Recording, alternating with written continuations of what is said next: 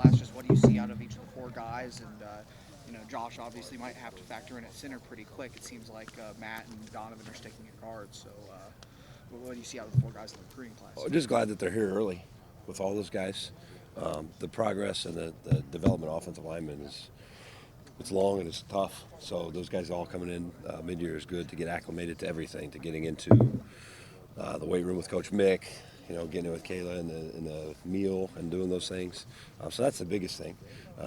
Digesting the installs and the things that we can get into in the classroom will be good. And ultimately getting to spring football and just kind of seeing them play the game. But outside of that, I'm just excited we can get them all here right now, early.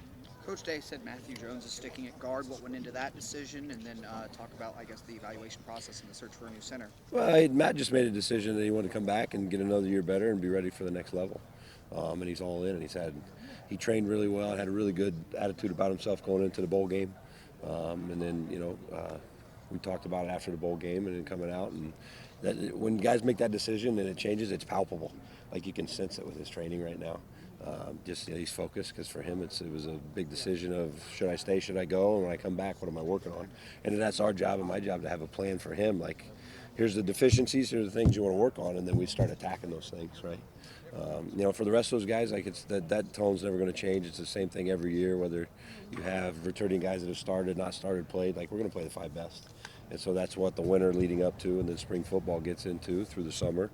And as we get to the fall, and then by the time we tee it up in Bloomington, in the fall, we'll know who the five guys are.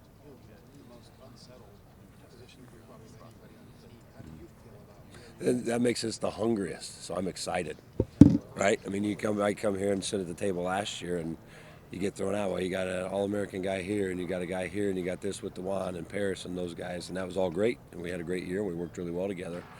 Moving into it now, like, that's the coaching part of it. Like, yeah, we got some younger guys or less inexperienced guys, but they're all hungry. They all want to be good. They all want to get coached. And so for you able as a coach, like, that's the exciting part about coaching. It's like, we get to go, right? And so is it this guy here? Do we move him here? We'll figure that out along the way. But the guys competition is really good and open slots for those guys that some we didn't know were going to be there or not. And as the dust settles, now we know there's open slots at some guys. And so getting a chance to see those guys compete and battle that out on top of with really good players. I mean, we got good players here. We lost good players, and we'll replace them with good players. If you had a game, do you have any idea what your lineup is like right now? Five guys. Right. No, outside of that, no. I did to speculate or dive into that. No, I mean we were back. Obviously being off the road and getting a chance to be around these guys and the limited football that we get to do, but the weight room and those things. I'm just looking at we go all the way back to elementary. I mean, we've talked this offseason about I read Tony Dungy's book back in the day, The Quiet Strength, and he talks about when Paul Hackett became the new coordinator of the San Francisco 49ers. And he's installing the West Coast offense with Bill Walsh, and he starts with 22Z in, and he's looking at Joe Montana, who's won MVPs and Super Bowls. And he's saying, well, I got to teach this guy that. He knows it better than me. He installs it, and you turn around, and the guy's got 3 pages of notes that could teach it better than he did, but he wanted to know the why, the details, and the base elementary fundamentals. So that's what we've gotten back to with all of our guys, whether you're Donovan and Matt, who've played a lot, or Josh or Enoch, or you're these true freshmen coming in that haven't played. We got to get back to basics and fundamentals and build from there. And then how far can you go and can you climb is based off how well they execute and operate. Yeah, we've got guys that play guards. It's a beautiful thing. The run game coordinator role, how much does that go hand in hand with the offensive line? How do you imagine balancing those? I mean, that's our world. I mean, we start there. So same deal, just like I said last year, like I had to kill another tree and get a new business card. But our staff just in general now, I mean, you go from Brian and down with Tony and with Corey and then with Key coming in and myself, like there's zero egos or issues in that of like, well, this is my job and this is my job. Like we all want to build this thing together and continue to do that. So, what does that mean through the eyes of the offensive line? Yeah, it's probably good that they're sitting there saying, all right, the run game plan and what we're doing was seen through our eyes because coaches got input on it. And then you build that, but there's not a new avenue that has to go down that may take away from technique or fundamentals or those things with our guys up front.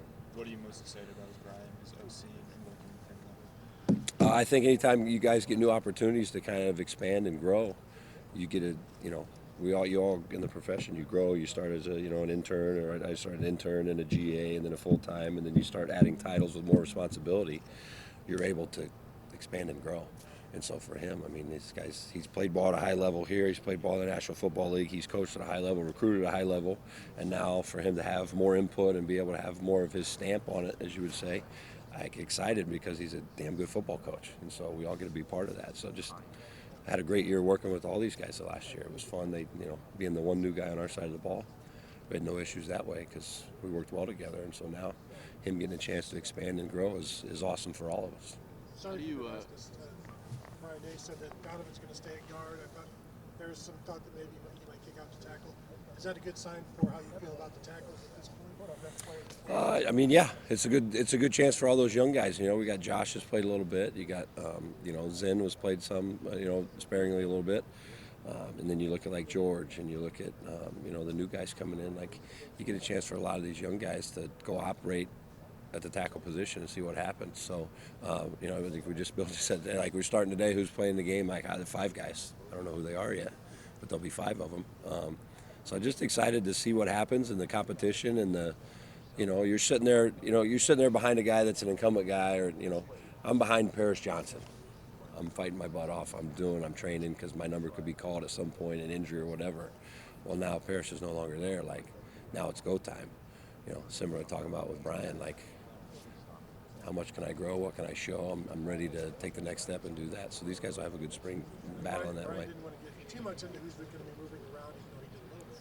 But if there's a thought that Josh Frye is your best tackle, should he move from right to left? You got to see how guys function that way, right? I mean, some guys are right brain and left brain. Some guys are left brain. Some guys are, can do, internal guys can play guards in both sides. That's just a feel thing right now, so we'll figure that out. But we're going to play our 5 best or 6 best. I mean, at the end of the year, at some point last year, Josh was playing tight end. So he's in a left-handed stance one play, a right-handed stance the next play. Or we do, those are all things that we got to figure out through the spring, and we will. But I mean, right now they're getting big and strong, and back with Mick and letting those young guys grow and get stronger that way. And then the fundamental component will add as we get closer to spring that way. But yeah, I mean, not dodging questions, like, I just don't know right now, other than I'm excited to see who steps up and who fights and who battles, and new guys coming in. We got Victor coming in, so where's he going to end up? What's he going to end up doing and pressing guys for? I'm just excited about the competition of it all. Can we go through some of the guys individually, what you like and what you need to see between now and season starts? Well, I just think it goes in phases. I just talked to my guys about this, so I won't go generally each specific guy, but as you look just through phases, like year 1 of college football for a lineman, you learn how to play college football, how to show up to meetings on time, how to train, how to be at the weight room, how to get with Kayla and organize your meal and get stronger and faster, right? Year 2, you figure out how to play your position, and then by year 3, you play your position. That's the general progression of that. So then as you've put guys into those phases in our room, and you got those young guys like Tegra and Carson and George that they came in last year and just trying to keep their head above water of, when am I with Mick on Tuesday, and then when is the meeting, and when is that? Those guys now, as they get into this spring, can actually start playing offensive line, right? They're bigger, they're stronger, they've acclimated to game plan terminology, to defenses and those things. So those young guys there are just a step a little bit ahead of the guys that just got here, because now you talk about those 4 incoming true freshmen that all came mid-year. I mean, they're waking up every morning panicking, looking at their phone, like hoping the alarm went off at the right time. And then how am I getting over from the dorm? So they're in a completely different realm. They're all going to be really good players. We feel like we can develop those guys good, but that's kind of your young group. That intermediate group of those guys now is where guys can step up, and that's what I'm excited about. All those is like, go perform, go play. You came here to play. You want to be a player. So you're looking at a guy like Josh Frye and Enoch and Zen, and you got Ben back there and Tootie and some of those younger guys that are coming into year 3 and 4, and Jacob, right? Now they're stepping in saying, all right, now I really want to be a big part of this thing. They know how to line up. They know how to set up in the weight room. They know what the meetings are like. Now I just got to step up and perform. And then you go kind of further to guys that have played more ball. I mean, you look at Donnie and Matt right now in that phase of, what have they done? Well, they've played a lot of ball, and they've been in big-time games, so they understand as that younger phase as a coach, you're telling them, like, All right, this can get you beat. This is what you don't want to do versus a good player. They've experienced that. They've had that friction a little bit. So now what are they concentrating on? They can be a little more pinpointed into, like I said, Matt Jones can come back and say, you know what, I need to work in A, B, and C.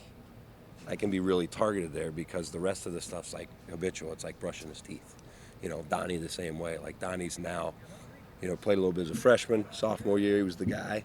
Junior year, now what am I doing? Like, I'm the guy. What can I really hone in on, whether it be my hands, whether it be my footwork and those things. And so having a plan for each of those guys in each of those realms is really good until we get to spring, and then they just go play the game. Justin, you described it several times, being excited about what's heading into March and April. Is that purely what you feel, or is there nervousness, uncertainty? You don't know how it's going to completely play out. Yeah, there's always a little bit of uncertainty just because they haven't played, right? But no, that's sheer excitement because like that's the coaching component of it is fun. Like finding out what a guy does really well, and then where can that help us, or finding out here's a wart he may have. How do we clean that up, or how do we fix that, or maybe who do we put him next to ease stress or concerns or questions or whatever that may be. But I mean that's why I said like. This ain't pro football now. This is, I mean, you're developing guys here, right? It's not the new year and you can cut a guy or move a guy or you're not happy what you got. This is developing guys. And so that is genuinely fun for me. That's why I like this level a lot. Do you go through, well, there could be 6, 7, 8 different permutations of what it could look like in March and April. Like, I don't think anybody knows what that best 5, 6 you said could be. Yeah. Like, how much time are you thinking about that right now? Or does it matter until you get on the field? No, we're thinking about it every day, but just in the phase of where we're at, of whether you're in the classroom, you know, reinstalling, re-talking about, cleaning up. We're watching quality control stuff as a staff right now. What did we do well and what may carry over, and what did we do well that may not carry over based off personnel? But no, we're spinning on that every day. You know, but that's a big, you said permutation there. I'm trying to take the next step. You've got to learn. That's a big word right there. You threw me a little curveball right there. That's not what you use in the offensive line. I would say that, and you'd see those freshmen look at me like a dog, like, what did you just say? Is it a challenge to sort of balance the idea of maybe cross-training or trying guys at different spots, but also making sure each guy feels like he has a home? Well, I think that's a two-pronged question in our world, meaning the fundamentals and the basics. There's a lot of generic things you do. So for us, again, right, it's base, bend, balance, and burst. How do you create leverage, maintain leverage, run off the ball, hand placement, and those things. Whether you're guard or tackle, it's all the same. Is the defensive end a little wider than a 3-tech, or you're blocking a 2-eye versus a 3 technique? Your angles might change, but the basic fundamentals are the same. So that part of it is what we really can get into now. You can see if a guy can just flat do those core fundamentals or he can't. Then as you get closer and you get on the field and we're in the spring, a guy's in one position that, you know, I've had a host of different years of my career where you thought this guy's penciled in pretty good here, and then maybe he can move out, and then you slide him out and he's more comfortable in space than you thought he was going to be. Or vice versa. The guy's in space and he's not as comfortable, but he has a really good skill set, so you move him a little closer to the ball and he's better blocking a 3 technique or a 2-eye or some of those things. So we're in that, you know, the elementary infancy stage right now of just back to the basic fundamentals of, because that's what you use most of the time anyway in your game. Justin, what allowed Tegra to kind of be in the 2 deep last year as a true freshman, and then as you look ahead for him, keep him inside? You're going to try him and tackle? How's that going to go? Well, he did both last year in the fall. You know, he was outside some, then he was back inside. Just as it kind of settled through, he's got a really good skill set, you know, and so you're thinking his top end is really high. So, and many of those young guys, if they're capable and they're ready to do that, where he played in those early 3 or 4 games, but then we ended up not using the red shirt year for him. So now when he gets into the fall, it's not the first time he's traveled. It's not the first time he's run out the tunnel and been in a big game atmosphere on the road and heard those things. That's all not new for him. He can just really be focused in on wherever he's going to play. You know, you try to do that if you can, if guys are ready, those younger guys, because in the long run for us, we have to look big picture for those kids. You know, like I said, I don't know if you were sitting around before, but like he was figuring out on Tuesday, like what time his tutoring session was before practice to make sure he made the meet. Like they're spinning at 1,000,000 miles an hour. So if we can control what we're thrusting them into or giving them, so that way as they get older and mature and then he's ready to play. Like I said, the first time we get on a plane and fly to an away game and we stay at a hotel and we have meetings, he's going to be like, yeah, I've done this. That's why you try to do that with young guys as much as you can. moving ahead with him. I think he's a high-level player, and he's going to be a really good player here. Just a matter how fast we get him game ready and develop him to get him on the field. Does he have? You see him a little bit. He's out there. He's obviously a big, powerfully built kid. You can see why that might translate to playing inside. Does he have the length, the feet that you would want out of a guy? Yeah, he's got a really good skill set. I mean, he's a really good football player. The mental part just has to catch up for all young guys, and he fits that bill too of how high is their skill set, how much can you develop it, and then how fast can they play to that, whatever they are on that scale. So yeah, he's got a high. I mean, he's a great bender.